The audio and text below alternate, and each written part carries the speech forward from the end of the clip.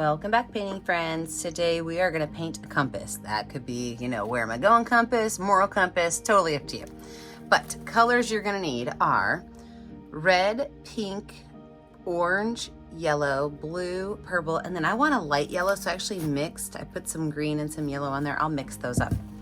I use my favorite 4 brushes. I've got my 1-inch flat brush, my 10-6 and 1 round brush. Remember to have a cup of water and a rag for keeping your brushes clean. Today, you're also going to need a permanent marker of some sort and a round paper plate. So this is a 9-inch paper plate that I just keep in the studio. I use it all the time. Let's get started. So the first thing I'm gonna do is I'm actually gonna make a Sharpie circle. So I'm gonna set this as center as I can in my canvas. I've got an 11 by 14 canvas, and I'm gonna trace it with my Sharpie.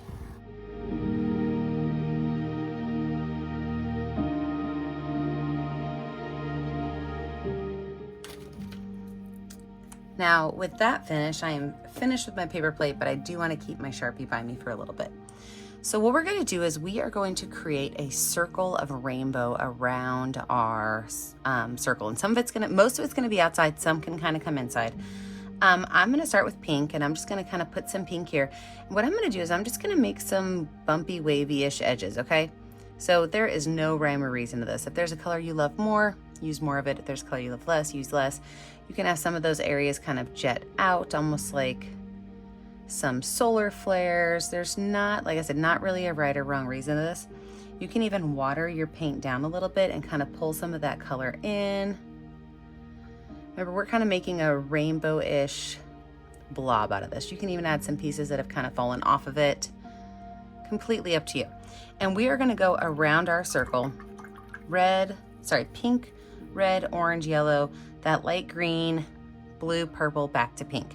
So if there's a color you love, like green is my favorite color, I'll use more of that one. So I'm going to put myself in speed motion. All we're going to do is use a little bit of paint, maybe a little bit of water, and we're going to fill some of these areas of color in to make it kind of look like paint splots all the way around. Let's do this.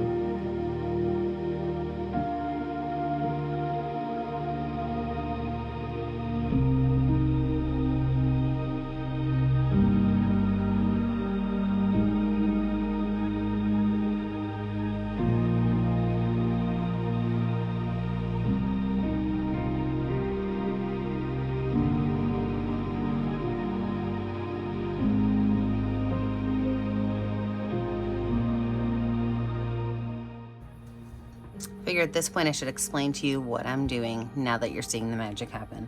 So I am taking a clean number 10 round brush with some paint on it, and I am filling in the space in between, okay? From there, I'm washing that brush off. I always have 2 cups of water, and look at this, okay? One is a dirty cup and one is a cleanish cup. So I will take my clean-ish cup of water and I will kind of add some water to this to make it look almost more like watercolors. I'm having all of these lines go in towards the center of my canvas. Then I'll take the color it mixes with, so like in this point it's pink, and I'm gonna add some pink to my brush and just kind of blend these colors together a little bit and pull some of that purple up into that pink watercolor area and pull some of that pink back down. Wash that brush off. I'm gonna do the same thing with that blue. So a little bit of blue into my purple. If you like purple more than blue, you can always add the purple to the blue instead and kind of pull that purple in. So it's up to you, you got 50-50 choice there. Make sure that they add a little bit into those spikes that go up and down, those drips, add a little bit of water to your brush. And really the water is kind of the magic key tool here, okay? So as you have that water on there, it will really make that paint look a little bit more like watercolor. Now you have to decide if you want to do your canvas flat or not. Mine's usually up on my easel. It's just easier for you guys to see what I'm doing that way. But you can always keep your canvas on your table flat at home, and it might be easier for the watercolors not to bleh everywhere. So now that I have this finished, I am going to go ahead and let this completely dry. When I come back, we will add in that compass. With a totally dry background, I now want to add my second circle. Okay, actually no, I'm not gonna do second circle yet. I'm gonna do the lines, okay? So I first need to find the center of my circle. So I'm just gonna eyeball it, okay? It's probably right about here, if I had to guess. And from there, I wanna make a couple of lines. So I did bring a ruler down. So I'm going to set this ruler right here. And it actually turns out that the halfway point is just a little bit below. But I'm gonna set my ruler right here, and I'm going to make a straight line with my Sharpie right through the center. Okay, now you can use your ruler to really measure. Like my ruler is nice, it's got a 0 in the middle, and that way I can know exactly where the center of my circle is, which would be right about here, and I can make a little mark. Turn it this way. Same exact thing. All the way across. Now I am going to do a diagonal as well, but I don't have to have it go all the way across. So I can kind of, really I can measure this. Let's see here. That's going to be about the center. I'm an about kind of person. So I'm going to make these go straight through that center, but not all the way across. Same thing over here.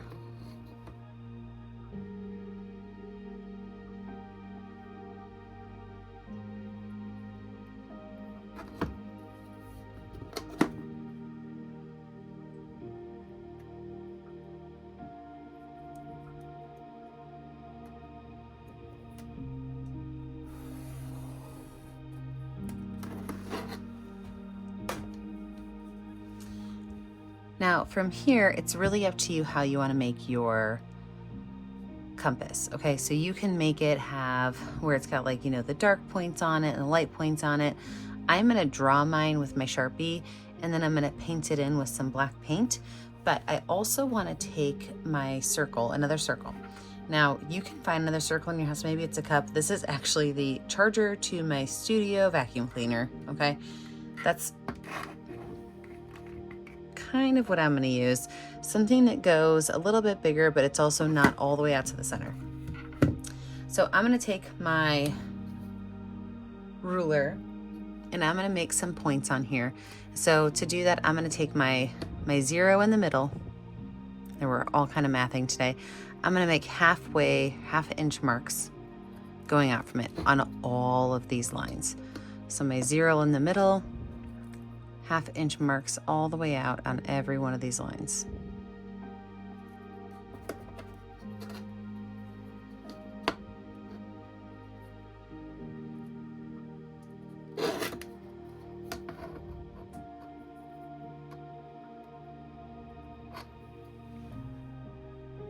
So once I have those 1/2 inch marks out, I can go with my ruler at the top point and go down to the 1/2 inch that is on the intersecting line.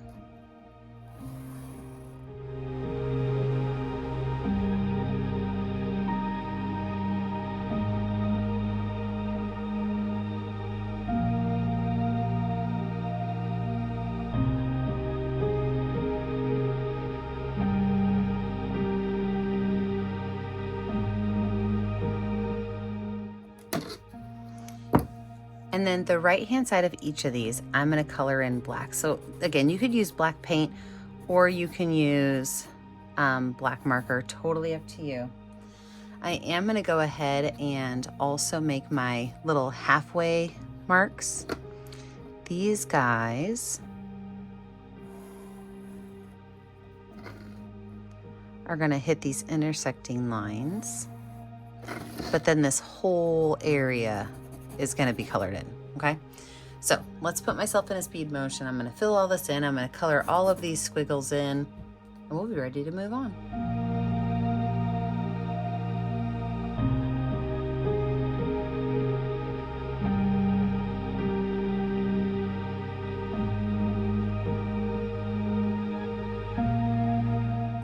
I was really debating what to do with this whole center area, and I do think I'm just gonna go ahead and color all of it in. So any place that there's a line connecting, I'm gonna color it in. I do have a couple different Sharpies. I've got this huge king size as well as just a regular fine tip Sharpie. I know you saw me switch back and forth between them. You gotta decide what's best for you.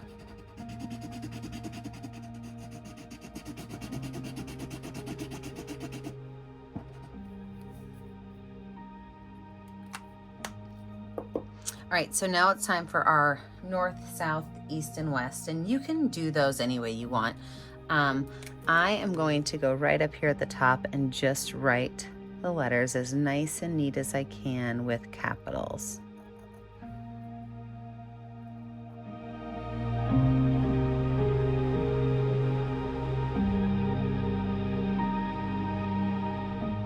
Now I am going to take my canvas down, I'm going to set it flat on my table, and we are going to finish this compass up. The first thing I'm going to do is I'm going to take that big fat king Sharpie and I am going to retrace that original circle that I made.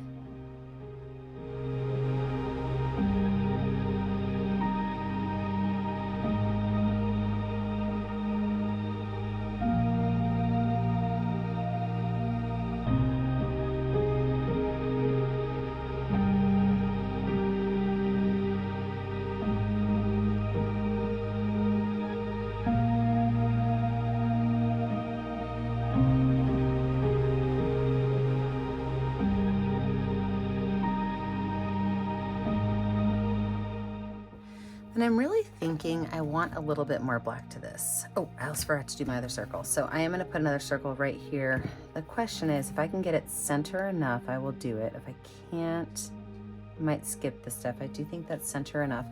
I'm going to use a skinny Sharpie, but what I'm gonna do is any of these white spots on my north, south, east, and west, I am going to try to cut over them. So I don't want to draw on those. So I'm just kind of picking up my Sharpie and skipping that part.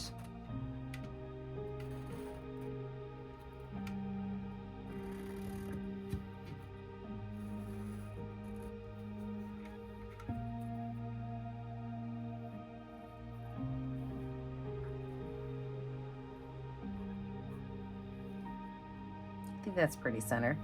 I do want to add a little bit of fun to this. So I'm going to take a little bit of black paint, add it to my palette.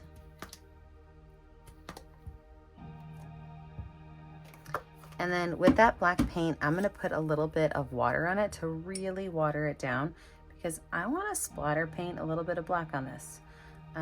Sometimes I do things and I wonder if I'm gonna love them or not. This is one of those times I feel like it needs something. I don't know what it needs. So I'm gonna take a little bit of that watered down black paint. And anytime I splatter paint, I like to take my fingers like this, and I like to tap my brush on my fingers. So take this and I just tap my brush on, and it gives you a really great amount of splatter. I'm actually really happy I went with this idea.